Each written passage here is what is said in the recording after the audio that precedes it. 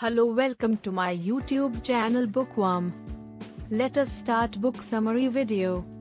Awopbopaloobop, Alopbamboom, The Golden Age of Rock by Cohn is a seminal book that chronicles the rise and evolution of rock and roll music.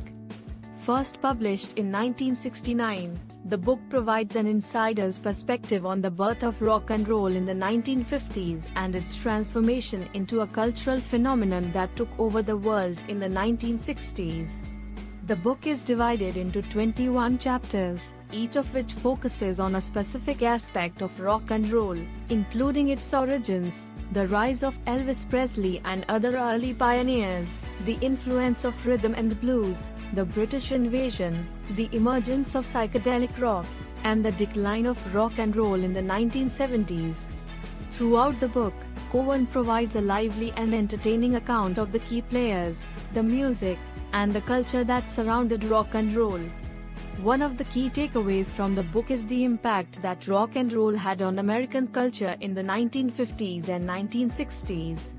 Cohn argues that rock and roll was a vital force that challenged traditional values and helped to usher in a new era of cultural and political change.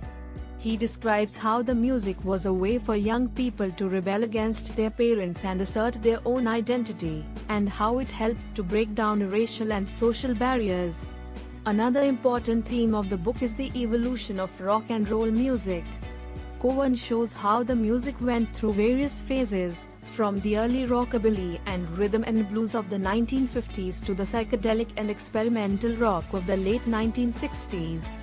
He highlights the contributions of key figures such as Chuck Berry, Little Richard, Elvis Presley, the Beatles, the Rolling Stones, and Jimi Hendrix, and shows how each of them helped to shape the sound and culture of rock and roll.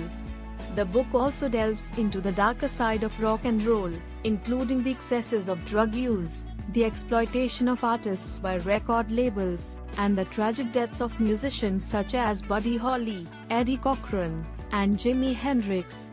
Cohn provides a nuanced and insightful analysis of these issues, showing how they were intertwined with the culture and music of the time. One of the strengths of the book is Cohn's vivid writing style and his ability to capture the energy and excitement of rock and roll. He peppers the book with colorful anecdotes and personal reflections, drawing on his own experiences as a music journalist and fan of the music. For example, he describes his first encounter with Elvis Presley in a Memphis diner, where he was struck by the singer's raw power and charisma. Another strength of the book is its historical perspective, which provides a valuable context for understanding the origins and impact of rock and roll. Cohn draws on a wide range of sources, including interviews with musicians and industry insiders, and historical accounts of the music and culture of the time. However, one weakness of the book is its narrow focus on the music and culture of the United States and the United Kingdom. While Cohn acknowledges the influence of other cultures on rock and roll, such as the African rhythms and beats that inspired early rock and roll, he does not explore these influences in depth. Additionally, the book is somewhat dated in its treatment of gender and sexuality, reflecting the attitudes and assumptions of the time in which it was written.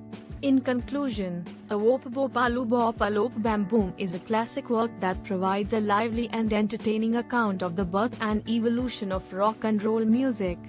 It offers valuable insights into the cultural and historical context of the music, and highlights the contributions of key figures and trends.